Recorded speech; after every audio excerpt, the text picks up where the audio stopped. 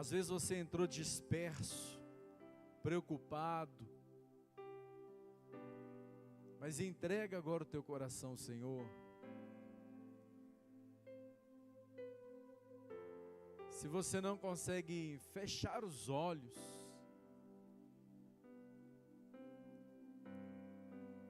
é sinal de afastamento, sabia, amados?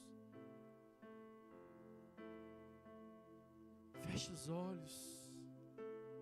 Concentre-se em buscar a Deus, senão os teus pensamentos te levam para longe. Por isso que a Bíblia fala que nós devemos levar cativo os nossos pensamentos, nosso entendimento, nosso ser, levar cativo a Ele. Apresente-se a Deus agora, irmãos. Apresente-se ao Senhor, porque estamos em torno do nome dEle. Tudo que estamos fazendo aqui nessa noite está na Bíblia, é em torno do nome dEle. Estamos cumprindo com a palavra dEle. Estamos aqui porque Ele nos salvou. Ele nos escolheu primeiro. Ele nos chamou. Ele nos escolheu. Você a quem chamei dos confins da terra e te chamei pelo nome. Deus conhece o teu nome, irmão, irmã. Pense nisso, Deus conhece o teu nome. Adquirimos em Jesus uma identidade. Adquirimos em Deus uma identidade. Em Atos 19, os demônios disseram: eu conheço Paulo, conheço Jesus, agora quem são vocês? Quer dizer, vocês não têm identidade celestial. Vocês não têm autoridade espiritual.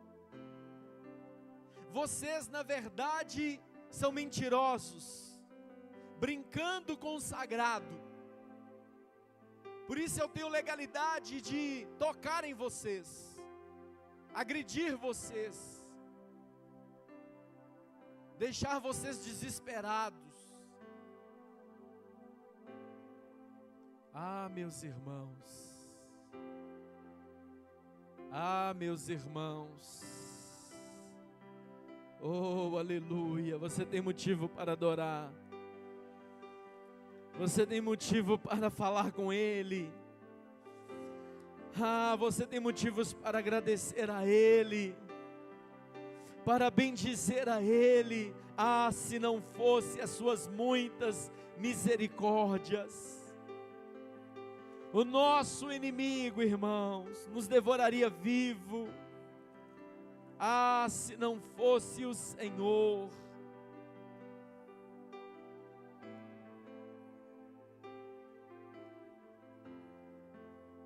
Não podemos superestimar o poder do adversário, mas Paulo diz que nós não podemos subestimar os seus ardis.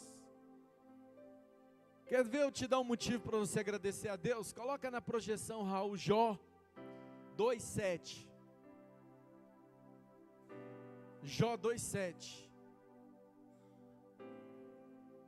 Saiu, portanto, Satã, o acusador e inimigo, da presença do Senhor, e passou a afligir Jó, o servo de Deus, com feridas terríveis, que iam da sola do pé até o alto da cabeça. Se Jesus permitir agora, Satanás tem poder de encher seu corpo de chagas, úlceras, câncer.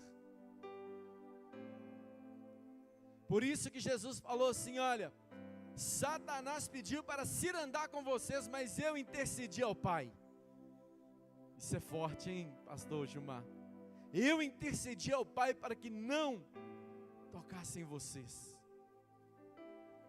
Na minha tradução está assim, olha: então saiu Satanás da presença do Senhor, e feriu a Jó com tumores malignos, desde a planta do pé ao alto da cabeça. Quando Deus permite Jó ser provado, Satanás já vai direto e enche ele de enfermidades. Agora eu quero que você entenda o que é gratidão, e estenda suas mãos e agradeça a Deus por Jesus Cristo, que nessa hora intercede por nós, para que o inimigo não nos toque, para que o inimigo não nos aflija. Oh, Ramandácia, oh, aleluia. Agradeça, feche os olhos e fala: Deus, muito obrigado por Jesus, obrigado pelo Cristo, obrigado pelo plano de salvação. E mais que isso, irmãos, Ele nos deu poder e autoridade para pisar em serpentes e escorpiões. Ele nos deu poder e autoridade sobre os espíritos imundos. Ele nos deu poder e autoridade. Oh, Ramandácia. Oh, irmão, como eu estou sentindo a graça e a presença de Deus. Oh, aleluia. Você tem motivo para agradecer. Você tem motivo para agradecer ao Senhor. Então feche os seus olhos em reverência a Ele, que tem todo o poder nos céus, na terra e debaixo da terra. Ele é o Todo-Poderoso, o Senhor dos exércitos é o teu nome. Principados e potestades estão debaixo dos seus pés. Ele é o Senhor da guerra, Ele é o Senhor da glória, Ele é o Todo-Poderoso, Ele é o Senhor dos senhores. Ele está sob o controle de todas as coisas. Ah, irmão, não chega uma virose no teu corpo, porque se o Pai não permitir, Ele tem todo o controle. Ele é o Deus onipotente, onipresente, onisciente. Ele está em todos os lugares de uma forma plena, porque Ele é o Senhor Todo-Poderoso, e não há outro Deus senão o nosso Deus, o Deus Todo-Poderoso. Oh, aleluia. Glória, glória, glória a Jesus. Amém. Irmãos, abra a palavra de Deus comigo.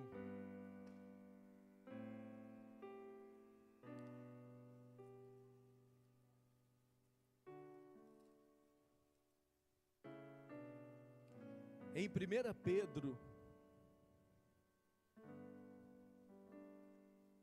a primeira epístola ou carta de Pedro. Ei, Ana, graça e paz. Primeira epístola ou carta de Pedro, no capítulo de número 4, a partir do verso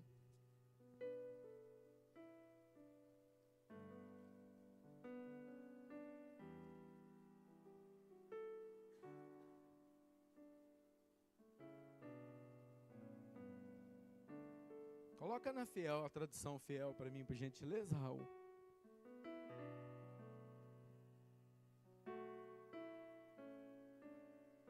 A partir do verso, capítulo 4, a partir do verso 12, a epígrafe do texto é: o sofrermos por Cristo é privilégio glorioso. Olha isso, irmãos.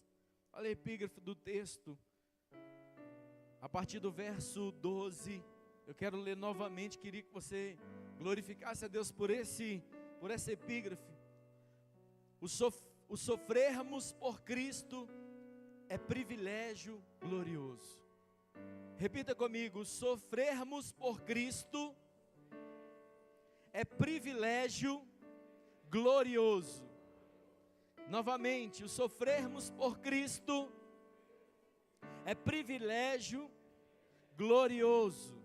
Você pode glorificar a Deus por isso? Amém. Então vamos ao texto. Amados, deixa eu ver. Isso.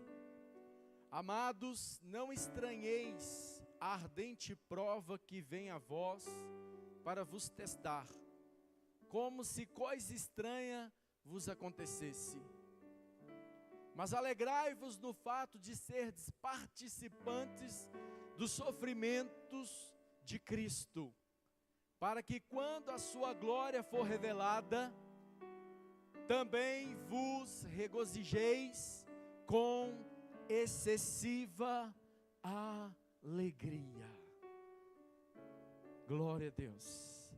Pai bendito, esse aí é o texto bíblico. Nos faça compreender e me usa, Pai, por misericórdia, para transmitir à tua casa, à tua igreja, a palavra que é viva, que é eficaz, a palavra que é considerada uma espada de dois fios, que penetra, vai na divisa da alma e do espírito, de juntas e medula, apta para discernir os pensamentos e intenções do coração. A tua palavra é poderosa, ó Deus, que a tua palavra nessa noite, ela seja reverenciada. Me ajuda, Senhor, com esta responsabilidade de transmitir o texto que lemos, ó Pai. Em nome de Jesus Cristo, que haja compreensão, transformação, em nome de Jesus Cristo, por parte do teu santo e poderoso Espírito, em nome de Jesus Cristo, amém. Quem pode dizer graças a Deus, diga graças a Deus. Se assente com o texto aberto.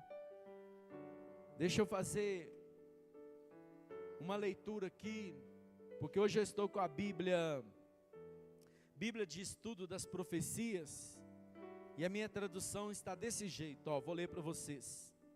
Amados, não estranheis o fogo ardente que surge no meio de vós, destinado a provar-vos, como se alguma coisa extraordinária vos estivesse acontecendo. Pelo contrário, alegrai-vos na medida em que sois coparticipantes dos sofrimentos de Cristo, para que também na revelação da sua glória vos alegreis exultando. Louvado seja Deus. Quero pegar essa parte A do texto. Não estranheis o fogo ardente, o fogo ardente, o fogo ardente. Eu assisti por muito tempo, algumas temporadas, no programa History, Desafio do Fogo. Alguém aqui já assistiu? Desafio do Fogo? Só eu? No programa History existe o Desafio do Fogo. Tem um japonesinho lá que ele pega, quando ele vai testar a faca, né, que foi feita, ele fala, é de matar. Ele tem uma expressão, do jeito que ele fala, é de matar. Muito interessante. São 3 jurados, dentre eles esse japonesinho. Tem um que apresenta o programa, e tem uma forja no programa, né?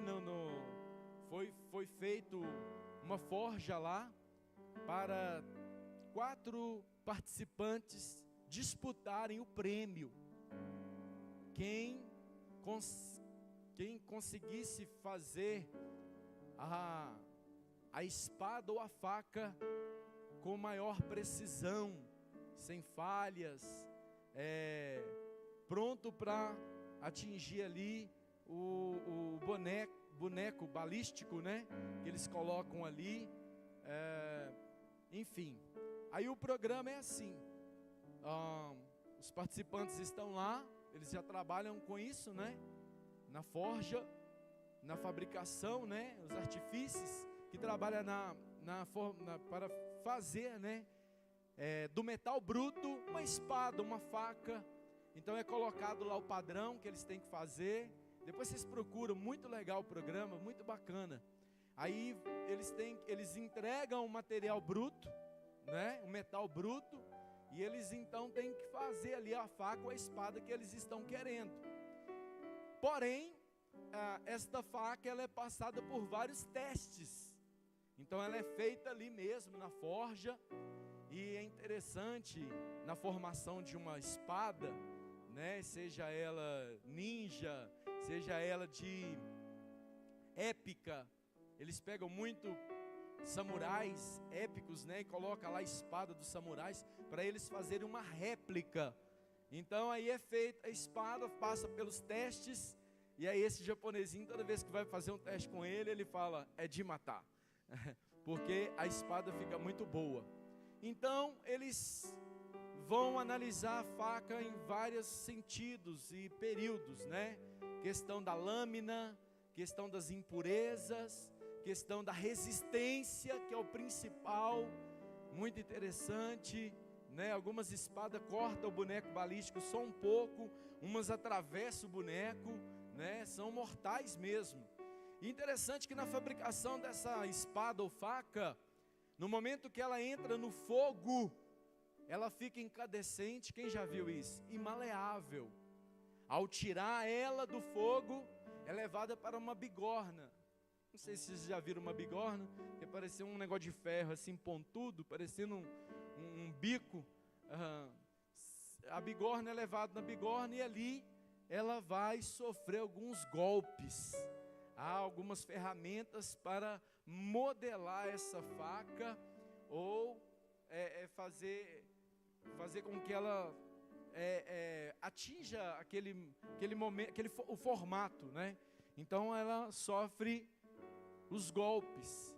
Então uma espada, por exemplo, ou uma faca, vou pegar uma faca, ela sofre dentro de uma fornalha que fica dentro da forja, uma temperatura de 950 a 1250 graus Celsius. Ela sofre essa pressão lá dentro, por isso que ela sai incandescente de lá. E aí então, o artífice, né, ou aquele que vai fabricar, ele vai começar a golpear ela para ela criar, enfim, aí passa pelas várias questões de fazer lâmina, o fio, né, da espada ou da faca, enfim, para que ela seja utilizada com sucesso. E o vencedor ganha. Eu gosto muito, hoje não está passando mais, às vezes eu passo lá no History e passa outras questões lá que também são interessantes, mas o desafio do fogo só está na internet, você pode procurar, muito interessante.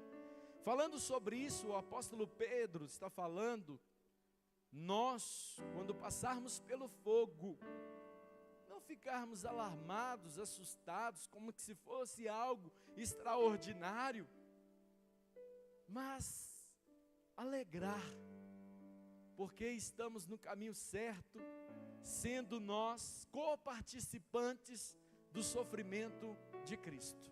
É lamentável olhar para o cristianismo hoje, principalmente no Brasil, com essa teologia da prosperidade, ou essa teologia do determinismo, né?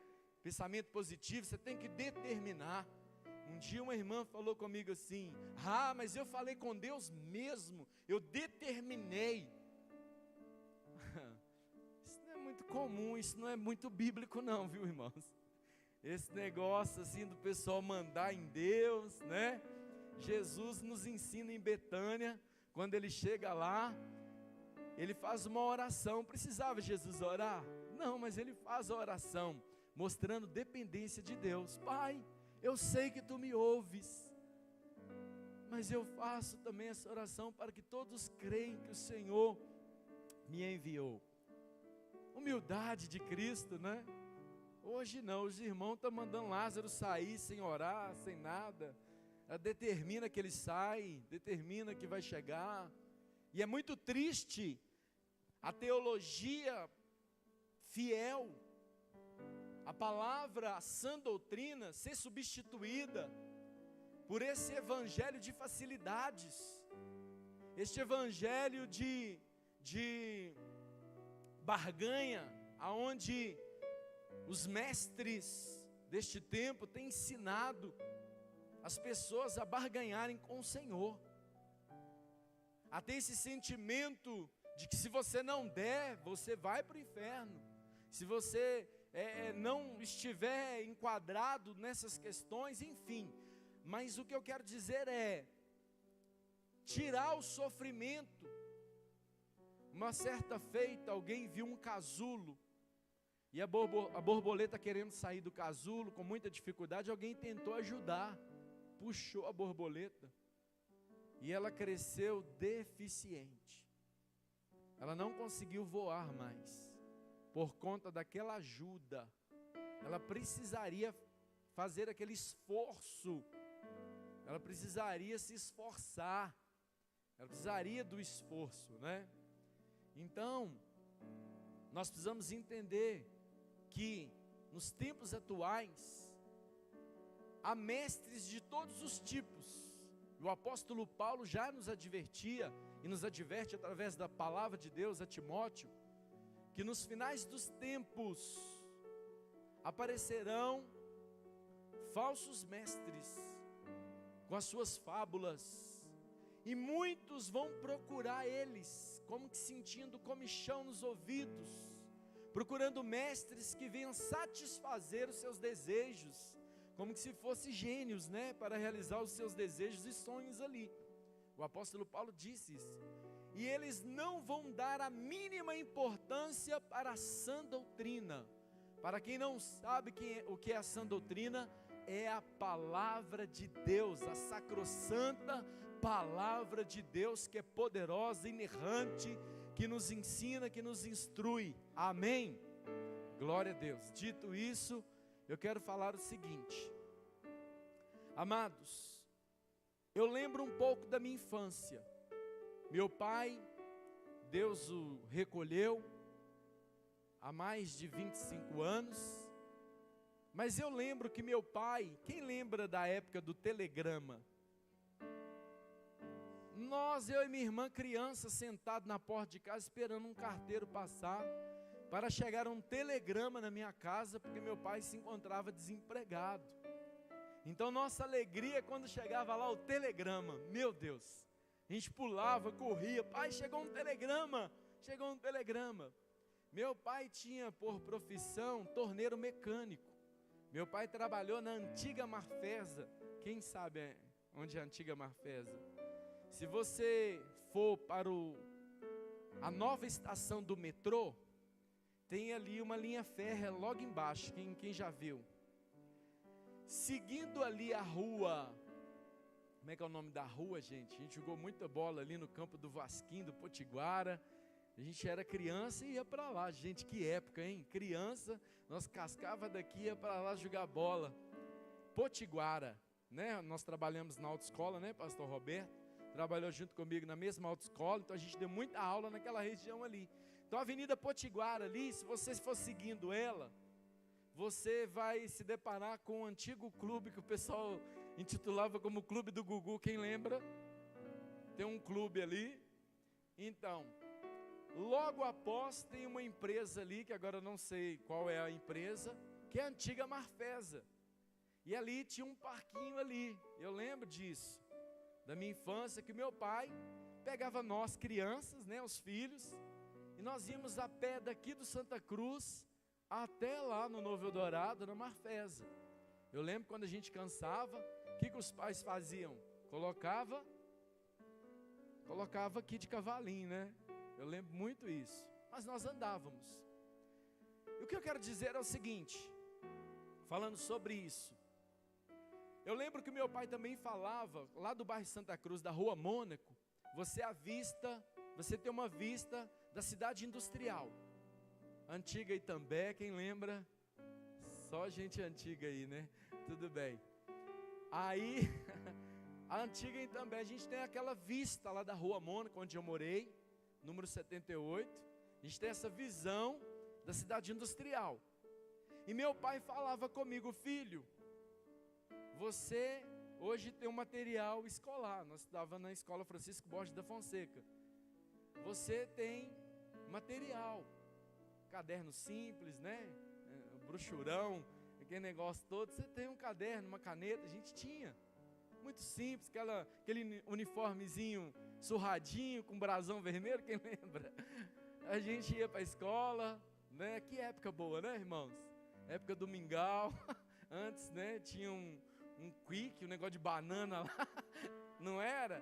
O macarrão, né? E a gente com um pratinho lá, tudo muito simples, mas tudo muito bom. E aí, eu lembro que o meu pai, ele falava que na época que ele era criança, ele não tinha esse luxo de um caderno. Ele tinha o papel do pão. Quem lembra disso? Quem lembra do papel do pão aí? Tá todo mundo com vergonha? Misericórdia. Ô, gente, me ajuda aí, uai. Quem lembra? Seus pais não estudavam e não pegavam o papel do pão para escrever, não? Quem lembra disso? Levanta a mão. Aí, ó, pronto. E meu pai falava comigo: filho, nós não tínhamos caderno. Nós pegava o papel do pão, era o nosso caderno, um lápis pequenininho, uma borracha, enfim. E nós andávamos daqui, ele apontava, daqui da rua. Está vendo a Praça da Semig lá em cima, da cidade industrial lá? Todos nós íamos a pé para estudar. Antigamente, aí vou falar do meu avô, né? Porque para quem não conhece, o Santa Cruz é uma vila de quem veio de João Molevade. Então se você quer conhecer alguém de João Molevade, vai no Santa Cruz. Né? JM está tudo lá. Então, para quem não sabe, o bairro Santa Cruz Industrial era uma vila de quem trabalhava na Belgo Mineira, lá na Areia Preta, em João Molevade. Eles vieram todos para cá. Então, os moradores estão lá, aposentados, né? Meu pai trabalhou, meu avô também. Mas, falando de uma época mais passada, era roça mesmo. Caminhar, trabalhar, dormir cedo, acordar cedo, né? Aquela vida, enfim. Falando sobre isso, eu quero falar algo para você e despertar sua atenção para isso. Eu andei também, quando eu ia lá no Parque Fernando Dias, tomar banho de ducha. Nós andávamos daqui até lá. Nossa, eu achava a eternidade, longe demais. Então, do Santa Cruz até no Parque Fernando Dias, onde o pastor Adson e a missionária Roberta mora lá do lado, nós íamos, quando éramos crianças, nós íamos a pé daqui até lá, para tomar um banho de ducha lá. Beleza. E outros lugares que também a gente, fora as brincadeiras também, aquela questão de rua, aquela questão de amizade, do contato físico, né, com os amigos. Hoje não tem mais, né? Se qualquer pessoa aproxima, ele já é um criminoso, perigoso, né? Enfim, mas tínhamos essas coisas, era muito bom, né? Muito bom. Nós somos uma geração que, irmãos, experimentamos algo que essa geração não vai experimentar, né? E estamos experimentando algo novo. Então, tá. O que eu quero dizer com isso? Há um homem que escreveu algo muito importante, eu quero ler para você. Baseado no que ele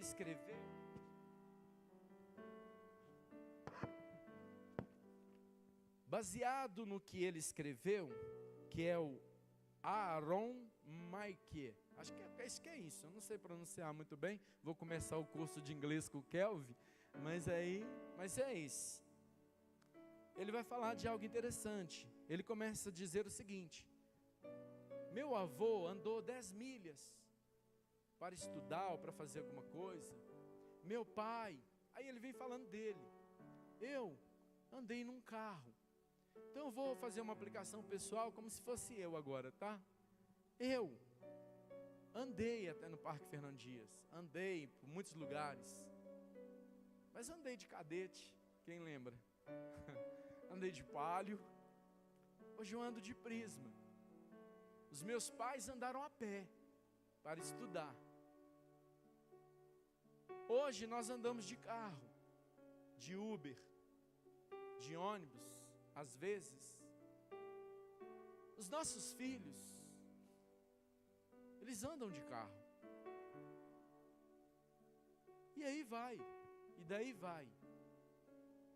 Mas eu queria falar de algo importante que esse autor vai dizer: o seguinte: tempos difíceis criam homens fortes. Tempos difíceis criam homens fortes.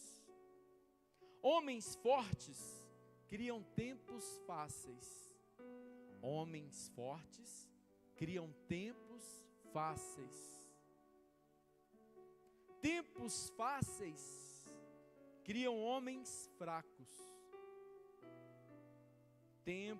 Tempos fáceis criam homens fracos. Homens fracos criam tempos difíceis. O apóstolo Pedro está falando, e quando ele escreve, ele está escrevendo aos irmãos forasteiros em algumas regiões que começaram a sofrer perseguições. O apóstolo Pedro está nos alertando que quando passarmos pelo fogo, para nos alegrarmos. O evangelho moderno ensina que se você não tem um carro, você tem um encosto. Que se você não tem uma casa, você tem um encosto. Se você está sofrendo, é porque o maligno está sob o controle da sua vida. Mentira! É mentira! Porque todo cristão é forjado no fogo. Todo cristão é forjado no fogo. E o que nós mais temos hoje são mestres que estão disseminando esta mentira, esta fábula, tirando você do propósito original de Deus, que é passar por provações e tribulações.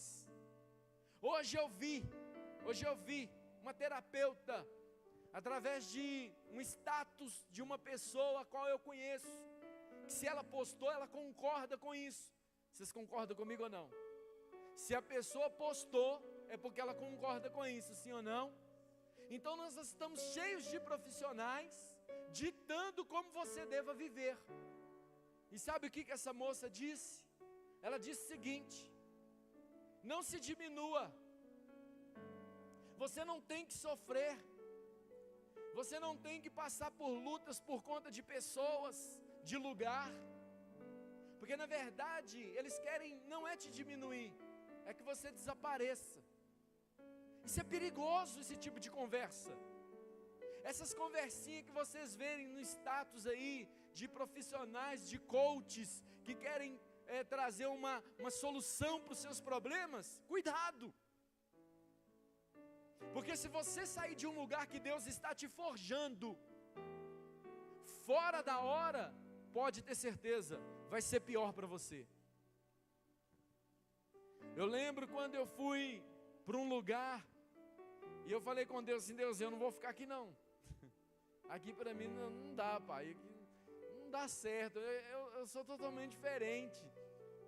Mas eu fui orar, eu não sou bobo.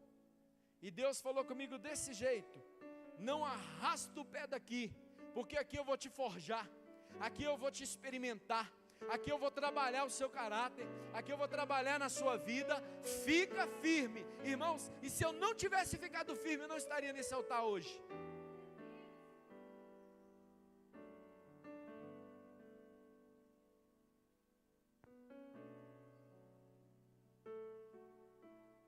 E tudo que esse homem disse aqui através dessas frases a qual eu li é uma verdade.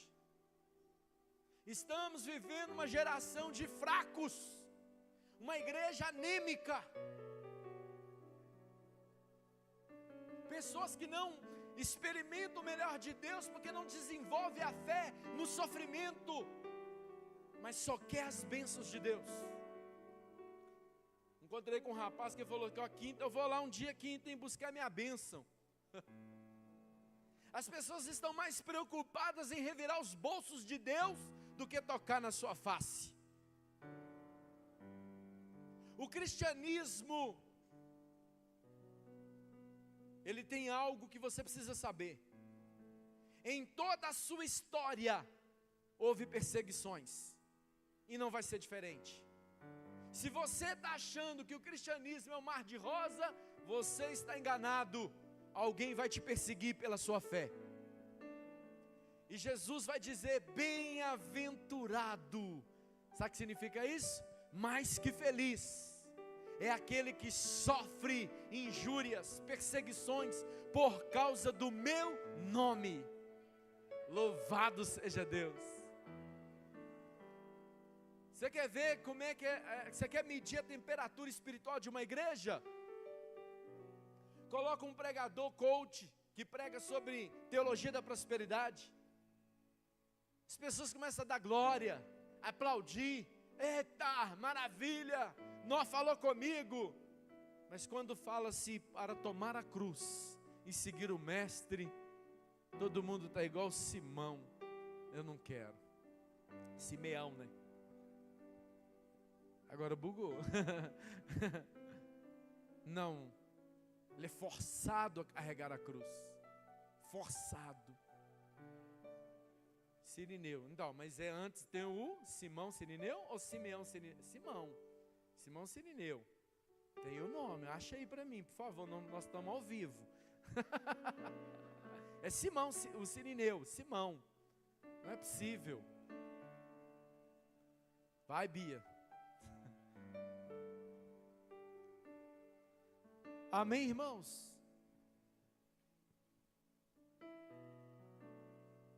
Quanto mais forjados somos, mais cheios do Espírito Santo nós somos. Quanto mais forjados, mais poder vem sobre nós. Quanto mais treinados, vem sobre nós o poder de Deus. Irmão, você acha que eu não queria dizer nessa noite, você é um campeão, você nasceu para vencer? Eu queria, mas eu não vou te enganar, porque eu não sou trouxa, porque vai ser me cobrado isso.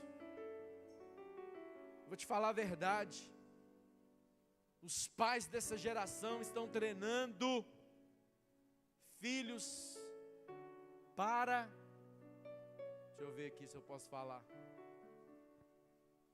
para serem derrotados.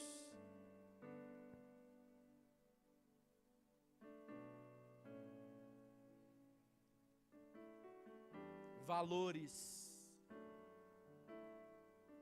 ensinar o verdadeiro cristianismo. Estoura uma guerra aí, irmãos.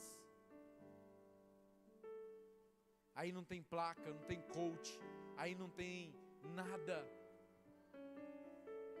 Aí é joelho no chão e fala: Senhor, misericórdia de nós.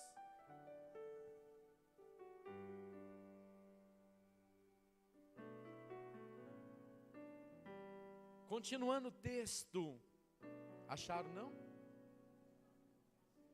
Ué, como assim? Simão. Continuando o texto, 13, 1 Pedro 4,13, pelo contrário, alegrai-vos na medida em que sois co-participantes do sofrimento de Cristo, para que também na revelação da sua glória vos alegreis exultando. É melhor nós passarmos por provações, tribulações, perseguições, e quando Jesus voltar, você com consciência plena: eu sou um eleito, eu vou para a eternidade, eu vou morar com meu Pai, o meu lugar está lá. Oh, aleluia, ajuntai tesouro no céu, ajuntai tesouro no céu, porque na terra a traça corrói, a ferrugem destrói e os ladrões roubam. Diz o texto: se pelo nome de Cristo sois injuriados, bem-aventurados sois, porque sobre vós repousa o Espírito da glória de Deus.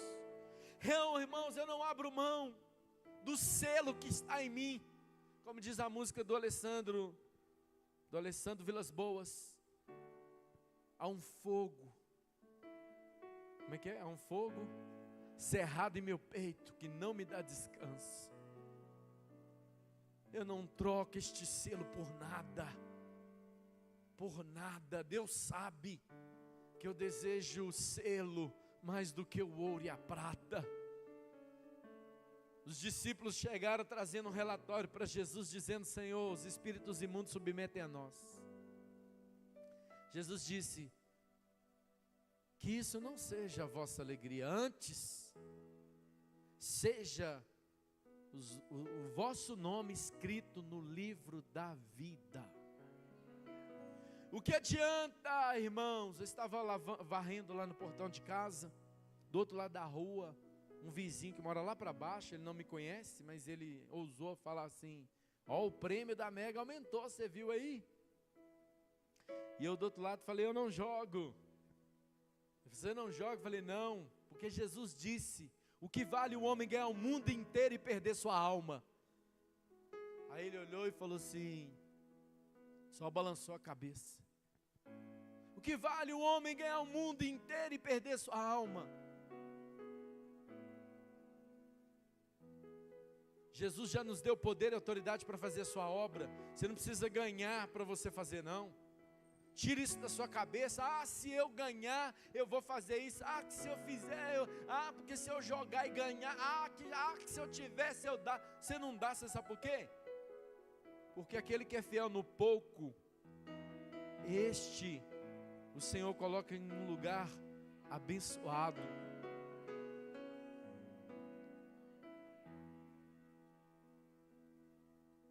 Deus não trabalha com quantidade. Deus trabalha com resposta. Envia a mim, Senhor. A quem que eu possa enviar? Isaías disse: envia a mim, Senhor. Me envia. Profeta messiânico que mais profetizou sobre Jesus. Amém, irmãos? Glória a Deus. Continuando o texto: não sofra, porém, nenhum de vós como assassino, ou ladrão, ou malfeitor, ou como que se intromete em negócio de outrem, mas se sofrer como cristão, não se envergonhe disso, antes glorifique a Deus com esse nome, Jesus. Ele é o Senhor das nossas vidas, amém? Glória a Deus. 17. Porque a ocasião de começar o juízo pela casa de Deus é chegada. Ora, se primeiro vem por nós, qual será o fim daqueles que não obedecem ao Evangelho de Deus? Aprenda isso, irmãos. O juízo de Deus começa na sua casa. Deus primeiro fará juízo, entrará em juízo primeiro com nós. Se tiver um ímpio cometendo iniquidade e tiver um cristão, primeiro Deus vai provar o cristão. Primeiro você. Ele nunca vai resolver algo lá fora sem antes resolver o de casa. É igual uma mãe que quer fazer justiça. O que o meu filho fez? Vem cá que eu vou resolver com você. Deus é a mesma coisa. Agora, quem dirá o ímpio? Depois que nós formos julgados, quem dirá o ímpio? Continuando, 18. E se com dificuldade que o justo é salvo, onde vai comparecer o ímpio? Sim, o pecador. Por isso também os que sofrem segundo a vontade de Deus, encomendem a sua alma ao fiel Criador na prática do bem. Louvado seja Deus por passardes por lutas, provações e tribulações. Antigamente a gente falava assim: irmão, está tudo bem? Tá não, então você está no caminho certo. Era ou não era? Quem lembra disso? Irmão, você está passando por luta? Não, demais, então você está no caminho certo. Quem lembra disso, irmãos? Ou só eu que vivi isso? Ah, irmão, está tudo bem, então tem alguma coisa de errado. Então você não é crente. Peraí, está tudo bem, está tudo maravilhoso? Então você não é crente não, alguma coisa está de errado. Por quê? Porque o cristão, ele passa por lutas e provações, perseguições. Tem uma pessoa que não, irmão, vocês acham que eu sou amado? Eu sou amado, mas também sou odiado. Por causa do Evangelho, por causa do Evangelho, por causa do Evangelho, por causa da minha posição. Uma vez uma pessoa falou sobre mim, no WhatsApp. E essa pessoa usou essa expressão: quem é aquele pastorzinho? Quem ele está achando que é? Essa expressão pastorzinho no diminutivo, sabe o que significa? Todo mundo que fala no diminutivo está rebaixando a pessoa, está colocando ela. Algumas traduções, o irmão mais velho de Davi, quando Davi se apresenta para a guerra, ele fala assim: o que você está fazendo aqui? Eliabe, Abinadab e Samar, os três que estão na guerra com Saul. O mais velho: o que você veio fazer aqui, Davi? Você veio espiar a guerra? Criticou ele. Em segundo, diminuiu ele. Aonde está aquelas pouquinhas ovelhinhas ao qual você estava apacentando? Para tirar ele da guerra, ele diminuiu Davi. Então assim, tem brincadeirinhas disfarçadas de verdade. Cuidado com a sua boca. Cuidado com o que você fala. Tem muitas brincadeirinhas que são disfarçadas, mas é uma verdade. É o que seu coração quer expressar. Por isso, irmãos, por mais que haja, eu estou ouvindo as rádios. Hoje eu ouvi a rádio, não vou falar o nome, mas repara as rádios evangélicas para você ver. A chocarrice, as brincadeiras sem graça. Hoje, pela manhã, colocou a antiga presidenta, a Dilma, na rádio evangélica, colocando um monte de coisa, ela falando errado. Umas brincadeiras sem graça, umas diversão sem sentido, gente morrendo e o povo brincando, gente morrendo e o povo divertindo, umas coisas assim sem sentido. É vaquinha para lá, mumu para cá, e um negócio para lá, e um outro negócio para cá, e fala um negócio para cá, e fala, e todo mundo rindo, e dando risada, e o povo morrendo.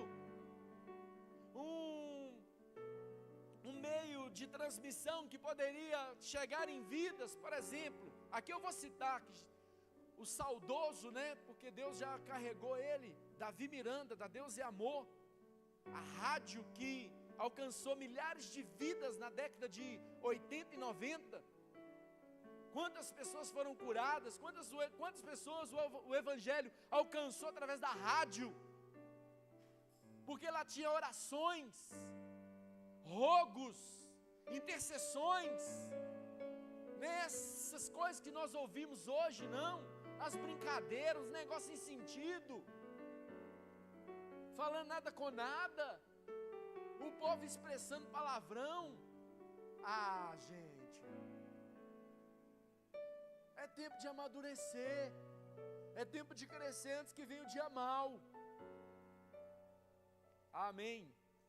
Não é tempo de diversão, irmãos, é tempo de arrependimento. A máxima do Evangelho é: arrependei-vos, pois é chegado o reino dos céus. É arrependimento. É arrependimento. Nós não podemos perder tempo. Anunciar a Cristo em todos os lugares, em todos os momentos. Falar de Jesus. Anunciar o ano aceitável do Senhor. Amém, irmãos? Vocês estão aqui? Glória a Deus. Vocês estão comigo?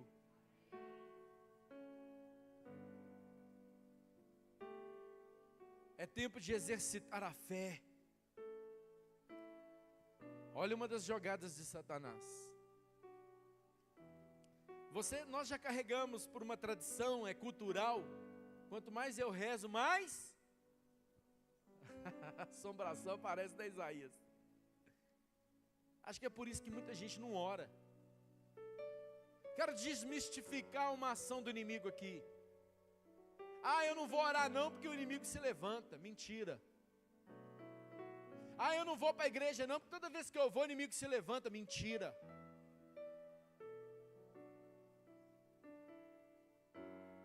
Ah, eu não vou fazer isso porque... Mentira. Isso é mentira para que você não ore, para que você não busque, para que você não envolva com as coisas de Deus. Há um recadinho para você que está nos assistindo e que está aqui hoje.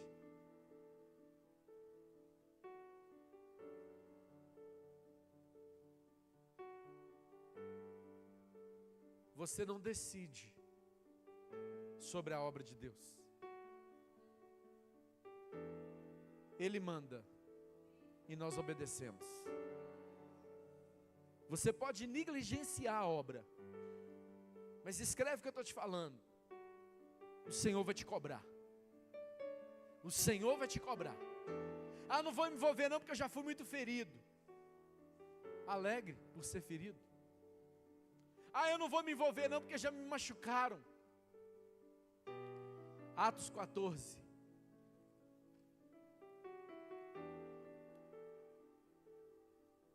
A partir do verso 19.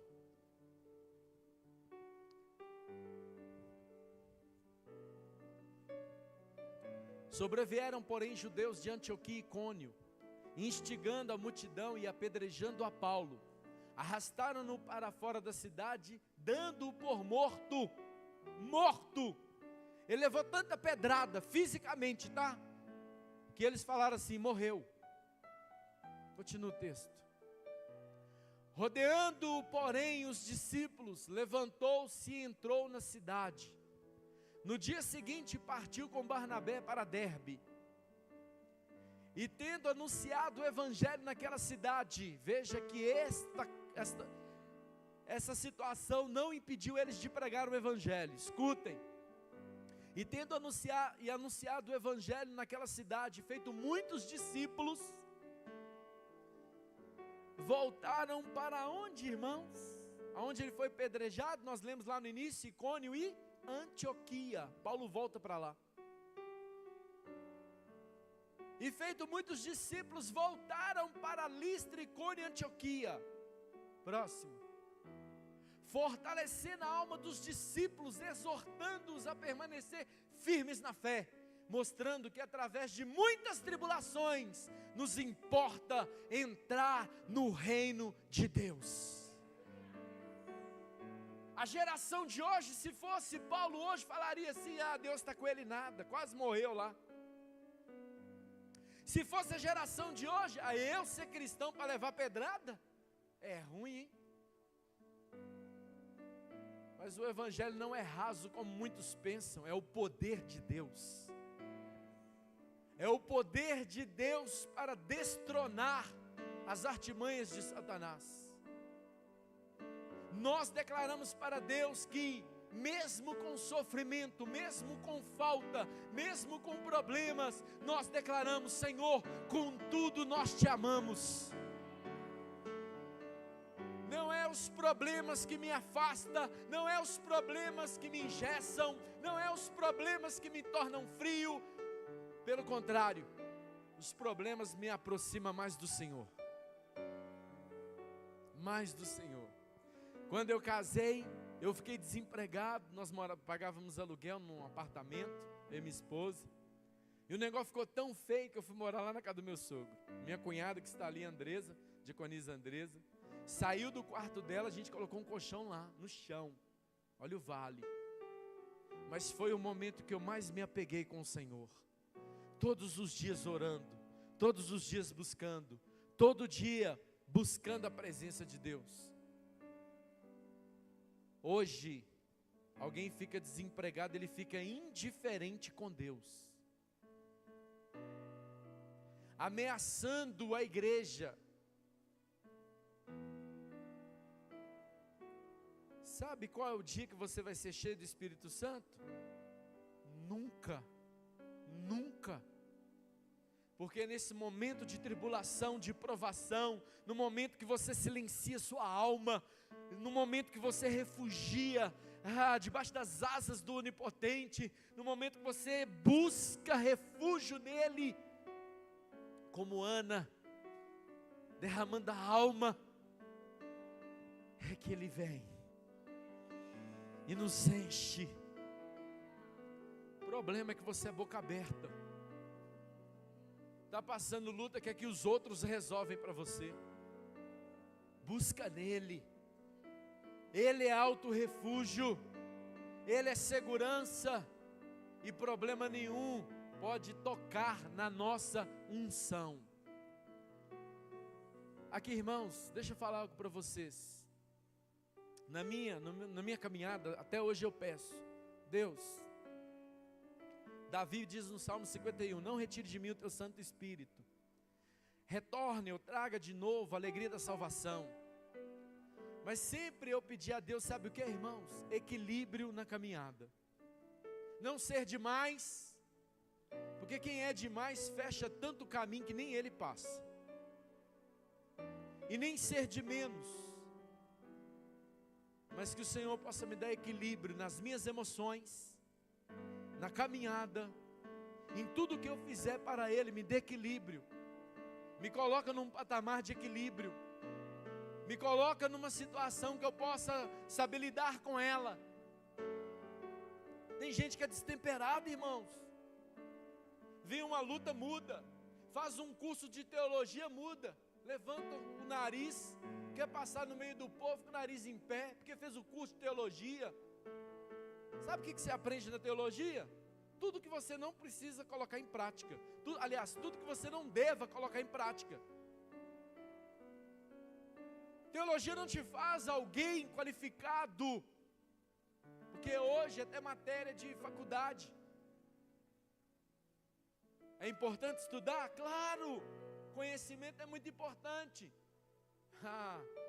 Mas existe uma coisa que se chama vocação, que só Ele pode nos dar, só Ele pode nos chamar. Por isso que a Bíblia fala assim, e ser-me-eis minhas testemunhas, é ser, é não querer ser, é ser. Tem muita gente com vontade de ser, por isso que não é, porque passa na frente de Deus. É Ele que nos qualifica, Ele que nos chama, é Ele. Ele vocaciona até os mártires. Quem vai morrer por amor dele. Amém. E glória a Deus. E glória a Deus. Amém, irmãos. O problema é que tem gente que não suporta 2 horas de culto e quer morar na eternidade. O problema é que as pessoas estão permitindo a apostasia entrar. Um dos maiores sinais da volta de Cristo se chama apostasia. Apostatar-se da fé é o esfriamento espiritual. É onde você chega numa condição que é um morto-vivo, andando, respirando, falando, mas está morto. Não tem vida, não queima. Alguém tem que te empurrar. São doses que você recebe. Deus não quer isso. Deus quer te encher do Espírito Santo. A igreja avivada é uma igreja que busca oração, é cheia do Espírito de Deus. Santo é o Senhor dos exércitos. Aleluia, aleluia. Glória a Deus. Até quando vão maquiar isso? Que o Evangelho não tem momentos de sofrimento, de tribulações, de provações. É diferente. O fardo de Jesus é um, o do diabo é outro. Aí você precisa de discernimento. Se a luta que você está sendo uma forja, você está sendo forjado, ou se é o diabo querendo acabar com a sua vida. Ele é considerado, irmãos, no Apocalipse, enganador das nações. Ele veio para te enganar. E ele vai lutar até a volta de Jesus para te enganar.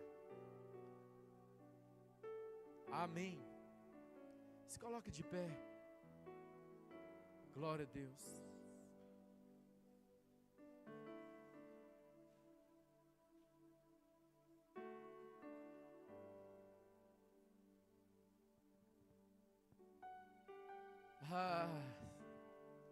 Quando pelo fogo vieres a passar, eles não vão te queimar, mas antes te purificar. Por isso que o Espírito Santo, irmãos, um dos símbolos do Espírito Santo é o fogo. Porque o fogo purifica as impurezas. O fogo faz com que você tenha resistência. Te fortalece. O fogo a qual Deus nos permite passar não é para a morte, mas é para crescimento. É para que cresçamos na graça e no conhecimento da pessoa bendita do Senhor. Quando vieres a passar por grandes tribulações, aleluia, glória a Deus. Deixa eu ler algo para vocês aqui. A forja é um lugar de alta temperatura, onde o metal é aquecido até o limite, martelado, resfriado e aquecido novamente, em um ciclo constante de transformação. Cada etapa serve a um propósito específico. Guardem isso, repita comigo: purificar, fortalecer e preparar. Repita comigo: purificar, fortalecer e preparar. Assim, agora eu vou continuar lendo. Assim é com aqueles que entregam suas vidas ao Senhor. Deus nos coloca em sua fornalha divina, removendo impurezas, fortalecendo nossa fé e nos capacitando a suportar os embates da vida com coragem e firmeza. Oh, aleluia! Oh, louvado seja Deus!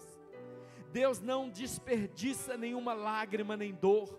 Ele enxerga o propósito onde o mundo vê o fracasso. Se você está em um momento de forja, permita que o artifício molde a sua história. Entregue suas inseguranças nas mãos dele e confia no processo, pois a promessa é que você sairá purificado, forte e pronto para cumprir o seu chamado. Louvado seja o Deus Todo-Poderoso. Aleluia, glória a Deus. Oh, aleluia. Sobre aperfeiçoar o fogo, coloca na projeção 1 Pedro 5, 10 e 11.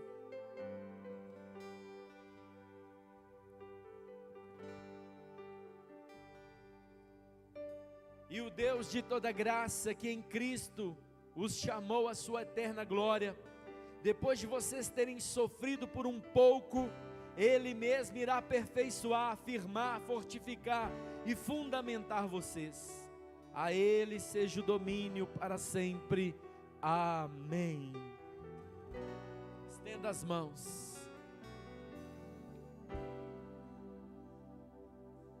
Não te assuste.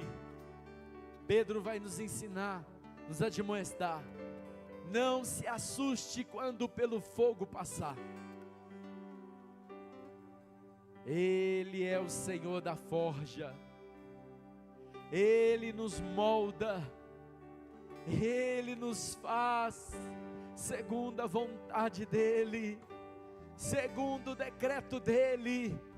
Não se assuste com as lutas. É necessário passar por lutas. Não se assuste com as tribulações, pois é necessário as tribulações. Não se assuste com o sofrimento, pois é necessário o sofrimento. Porém, todas estas coisas tem que fazer. Você precisa entender que elas é um impulso para a presença de Deus. é para te aproximar do Senhor, é para te aproximar de Deus. É com luta, é com provação, é com tribulação. Eu vou dando glória, eu vou louvando a Ele, eu vou exaltando a Ele. Aleluia. Agora não importa, viu, irmãos? Tem pessoas que desprezam as pequenas provas. Não importa. Às vezes pode ser uma prova pequena, um momento de desemprego, um momento de falta de dinheiro, um momento de situação de enfermidade, doença, enfim. Não importa o tamanho da prova, Deus não despreza. A gente que é meio covarde quer comparar com os mártires, né? Não, Deus se importa sim com as suas lágrimas. Deus se importa sim com os seus problemas, com as suas dificuldades que só você sabe. Tem irmãos aqui que não sabem o que você passa, tem irmãos aqui que não sabem o que você enfrenta. Mas deixa eu te dizer uma coisa, Deus se importa sim, mas Ele está te forjando a ser uma pessoa melhor, a ser um homem melhor, a ser uma mulher melhor, a ser uma pessoa que vai ser aquele que vai representar bem o seu reino.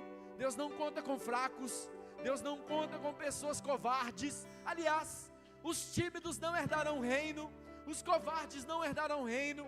Deus convoca agora aqueles que em meio às tribulações estão levantando as mãos e dizendo: ah, Senhor, quem sou eu? Mas eis-me aqui. Não me importa, Senhor, a falta. Quer ver uma estatura de um varão perfeito? Filipenses 4:12, Paulo vai dizer o seguinte, ele vai dizer que nada vai atrapalhar a vida dele com Deus. Uma promoção não vai mudar a sua essência. Tem gente que recebe uma promoção, perde a essência, levanta o nariz, quer passar por cima das pessoas. Ah, meu irmão, deixa eu te falar uma coisa. Olha o que o apóstolo Paulo vai dizer: tanto ser está humilhado, como também ser honrado. De tudo e em todas as circunstâncias já tenho experiência, tanto a ter fartura como a de fome, assim de abundância como a de escassez. E ele conclui dizendo: tudo posso naquele que me fortalece. Aleluia! Louvado e bem-aventurado é os que choram, porque serão consolados. Louvado, bem-aventurados que sofrem perseguições pelo nome de Jesus, porque grande será o vosso galardão no reino dos céus. Oh, aleluia! Oh, glória! Adore a Jesus pelas circunstâncias, pelos momentos difíceis. Adore a Jesus pelas tribulações. Adore a Jesus porque você tem boletos para pagar e não tem condição. Adore a Jesus porque você descobriu um diagnóstico. Adore a Jesus porque lhe foi impedido alguma coisa. Adore a Jesus porque você não pode alcançar algo que você deseja. Adore a Jesus. O salmista vai dizer: eu não tenho outro bem além de ti, Senhor. Eu não tenho outro bem além de ti. Tu és o meu bem maior. Seu carro não é o seu bem maior, sua casa não é seu bem maior, suas coisas não é seu bem maior. Jesus é o nosso bem maior. A Ele toda honra, a Ele toda glória. E nós vamos passando pela prova, cantando louvores. Se eu estou guardado por quem nunca perdeu batalhas, teu nome é Jeová Jireh, irás prover de novo. Eu creio em ti, haja o que houver.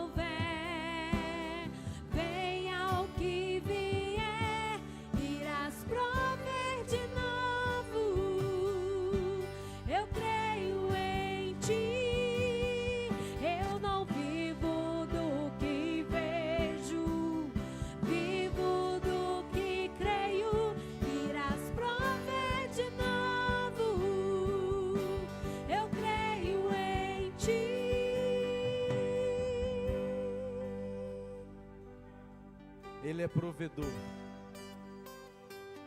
Ele promove também a forja. Ele promove também os tempos difíceis. Alabandácia cantarai. Uramande canta alabandácia. Ele promove também o tempo da escassez. Eu te mostro isso na Bíblia. Deuteronômio 8:2.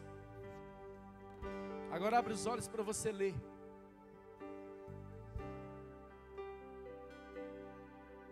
Recordar-te-ás de todo o caminho pelo qual o Senhor teu Deus te guiou no deserto, esses 40 anos.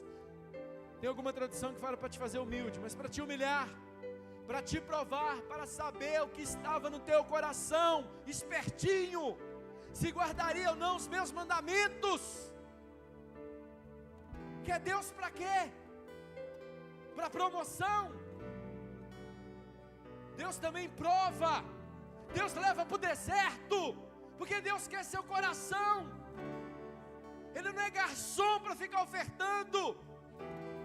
Ele é Senhor que prova o caráter do homem e da mulher para herdar a eternidade.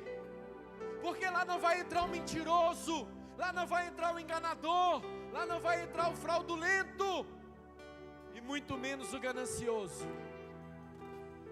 Lá vai entrar os humildes de espírito, sedentos pela eternidade. Por isso que Ele prova. Você está indo no culto para quê? Você está indo para quê? É para me adorar? É para me servir? É para se ajoelhar? É para entender o processo? E o processo dói. Ora mandasse andará. Cai por terra Satanás com as suas heresias. Cai por terra Satanás com as suas fábulas. Cai por terra Satanás com as suas mentiras, com seus enganos nas igrejas, promovendo prosperidade, promovendo só o bem-estar. Deus nos forja para adorá-lo. Oramandasse cantarabai, ramanchoi decamai, alamanto rabre a sorecai. Se for para você entrar aqui, oramantácia, desempregado, você adoraria Ele como? Anandácia andalai, oremanchegai, anacion decamandorai. Por isso que Ele não se revela, por isso que você não o conhece, porque você não busca a face, ainda que com lágrimas, ainda que com lutas, ainda que com alguma enfermidade. Ele é digno de toda adoração. Ele é digno.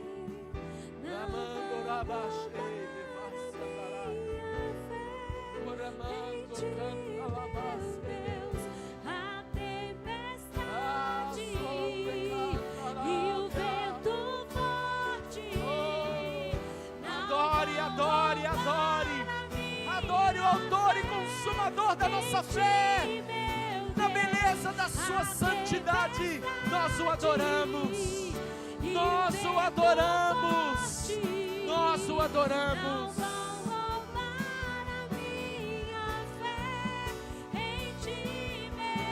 Escute. Tem muita gente que não está num culto como esse. Eu digo em todos os lugares, porque o Isaac nasceu. Sabe por que Deus pediu Isaac a Abraão? Porque enquanto Isaac não existia, Deus era o provedor. Enquanto Isaac nasceu, Abraão tirou os olhos do provedor e fitou na provisão. Tem muita gente trocando o provedor pela provisão. Tem muita gente amando mais o Isaac do que a Deus. Tem muita gente dedicando mais ao Isaac do que a Deus. Por isso que ele chega e fala assim: me dá o Isaac, porque eu quero ser o primeiro de novo.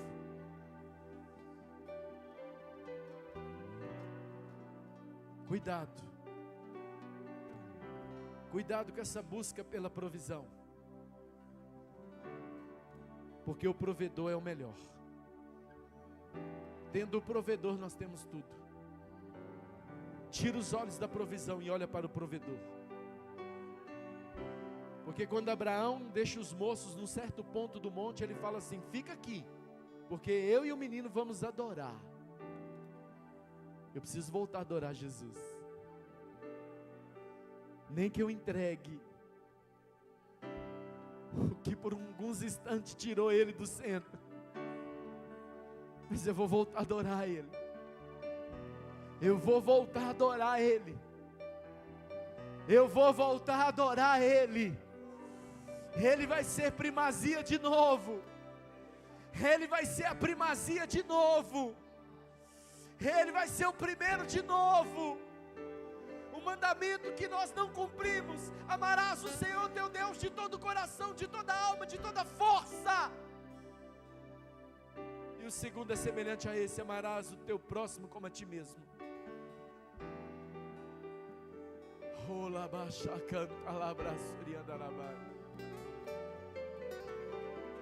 Ele é o primeiro. Se assenta Jesus em primeiro lugar na sua vida aí.